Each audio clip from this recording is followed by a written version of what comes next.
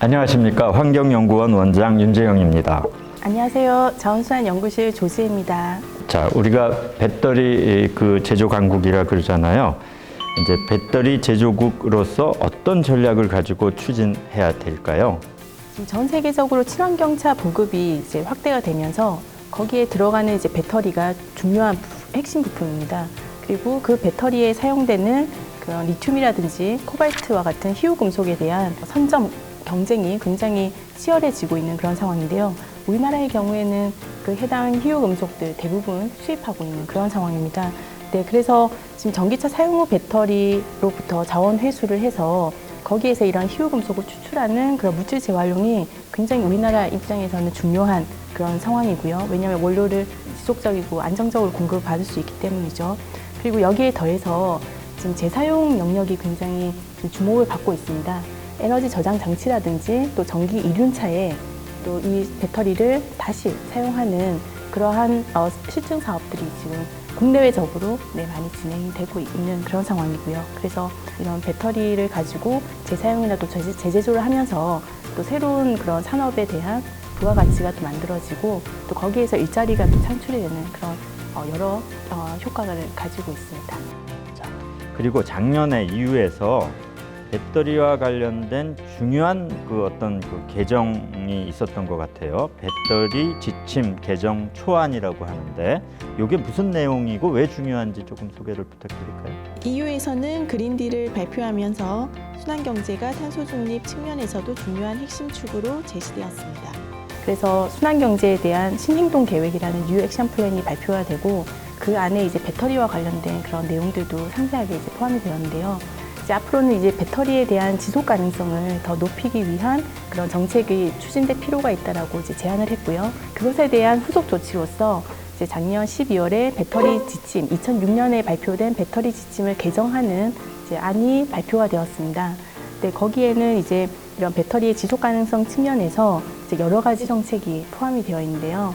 일례로는 이제 탄소 발자국에 대한 그런 좀 한계선을 이제 설정을 한다든지, 그래서 배터리를 제조할 때 이제 탄소 함량에 대해서도 이제 규제하는 그런 방향으로 가고 있고요. 그리고 전기차 배터리에서 재활용된 코발트, 리튬, 니켈 등이 일정 비율 이상 포함되도록 제시하고 있습니다. 배터리를 만들 때 재생 원료를 얼마만큼 사용해라. 이제 그게 그러면 또 수출품에 대한 어떤 일종의 규제로 작동할 수 있겠네요. 그래서 우리나라가 이제 EU 쪽에 이제 배터리 수출하는 입장에서 이러한 정책이라든지 제품에 대한 환경 규제가 직접적으로 영향을 주기 때문에 저희는 이 지침에 대해서, 방향에 대해서 중요하게 볼 필요는 있다고 생각합니다. 자, 그러면 마지막으로 이게 탄소 중립을 위해서 순환 경제는 반드시 필요한 것인데 우리 환경연구원 KEI는 이제 어떤 역할을 해야 될까요? 지금 이제 우리나라 탄소 중립 선언이 되었고, 그리고 순환 경제가 거기에 이제 핵심 과제로서 제시된 만큼 이제는 어떠한 구체적인 그런 전략을 가지고 순환 경제 정책을 끌어갈 것인가, 이 부분에 대한 고민이 굉장히 중요하다고 말씀드렸는데요.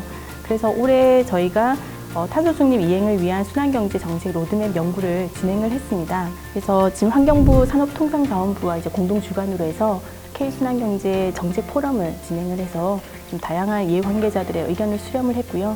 그리고 특히 이제 아까 산업계의 역할이 중요하다고 말씀드렸는데요. 그래서 산업계를 포함한 분과위원회를 구성을 해서 같이 좀 작업을 진행을 했습니다. 그래서 총 7개 부문 26개 세부 로드맵을 이제 제안을 했습니다. 큰 줄거리를 잠깐 소개해 주시면 어떤 것들이 있습니까? 네. 저희가 이제 이 로드맵 구성을 크게 3가지로 좀 구분해서 제시를 했는데요.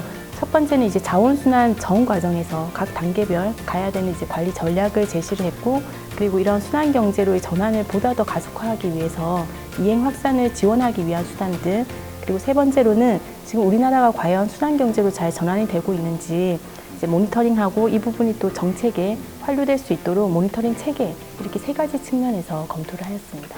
그러면 순환경제 로드맵에 대해서 조금 더 구체적인 설명을 부탁드리겠습니다. 아까 말씀드린 자원순환 전과정 관리 측면에서는 저희가 3가지 부문으로 좀 나누어서 더 검토를 했습니다. 그래서 원료적인 측면에서는 혁신 소재, 원료를 개발하는 부분하고 재생원료 사용하는 부분이 담겨졌고요. 그리고 두 번째로는 친환경 설계 제품과 또 소비가 연계될 수 있도록 생산과 소비 영역을 저희가 검토를 해서 지속 가능한 제품 설계 체계를 구축하고, 소비 측면에서는 공군과 민간의 영역을 나누어서 친환경 소비가 보다 촉진될 수 있는 그런 방안을 검토를 했습니다. 그리고 세 번째로는 순환자원 활용과 관련해서는 지속 가능한 제품 재사용 측면에서 이제 앞서 배터리 부분에서 말씀드렸듯이 재제조 쪽의 확대, 그리고 재활용 산업, 업사이클링이라고 얘기하는 재활용 산업에 대한 활성화 부분을 다루었고요. 그리고 폐자원 회수 재활용과 관련해서는 이제 금속 재자원화, 보통 우리가 도시 광산이라고 불리는 그거와 이제 화학적 재활용과 관련이 있는 도시 유전 활성화와 함께 이런 미래 폐자원에 대한 배터리를 포함해서 회수 재활용 체계 부분을 검토를 하고 폐자원 에너지 좀 회수 촉진할 수 있는 방안도 검토를 했습니다.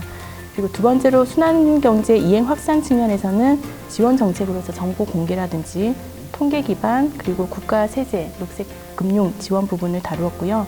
그리고 핵심 부문으로는 이제 플라스틱과 그리고 배터리, 식품, 섬유, 건물 부분에 대해서 순환경제 기반을 구축하기 위한 방안을 검토를 했습니다. 모니터링 부분을 굉장히 저희가 중요하게 생각했는데요. 지금 현재 이제 자원순환 기본 계획에도 자원순환 지표가 4개가 있습니다. 근데 그 4개 모두 폐기 단계와 관련이 되어 있고요. 하지만 순환경제를 모니터링하기 위해서는 생산 소비, 그리고 폐기물 관리 재생의 그 각 단계들을 다 얻을 수 있는 그런 지표가 필요하기 때문에 저희가 순환경제 모니터링 지표를 개발을 하였고, 여기에 더해서 추가적으로 온실가스 배출이라든지 아니면 일자리 창출이나 그리고 부가가치가 얼만큼 창출되었는지도 볼 수 있도록 그 지표에 담았습니다. 예, 하여튼 우리 KI 그 환경연구원의 정책 개발과 지원이 굉장히 중요하지 않은가 그런 생각이 드네요. 오늘은 순환경제에 대해서 탄소 중립과 관련해서 순환경제가 어떤 의미가 있고 왜 중요한가 하는 것들을 자원순환연구실 조지혜 박사님을 통해서 설명을 들었습니다. 혹시 마지막으로 조 박사님 말씀하실 게 있으면 마무리 말씀 부탁드릴게요. 순환경제에 대해서 소개해드리고 또 말씀드릴 수 있는 기회를 내주셔서 감사의 말씀을 드리고요. 지금 순환경제로 잘 전환이 되기 위해서는 우리 모두의 정말 참여와 협업이 중요하다고 생각을 합니다. 그래서 저희 또한 연구기관으로서 이런 탄소 중립과 또 더 나아가서 지속가능 발전에 있어서 순환경제가 중요한 그런 역할을 할 수 있도록 또 좋은 연구로서 기여할 수 있도록 하겠습니다. 감사합니다. 자, 오늘 그 환경 톡톡톡 시간에서는 이제 탄소 중립과 관련해서 순환경제가 무엇이고 왜 중요하고 어떤 정책이 필요한가 하는 것을 중심으로 해서 우리 그 자원순환연구실 조지혜 박사님을 모시고 환경 톡톡톡을 진행하였습니다. 감사합니다. 네, 감사합니다.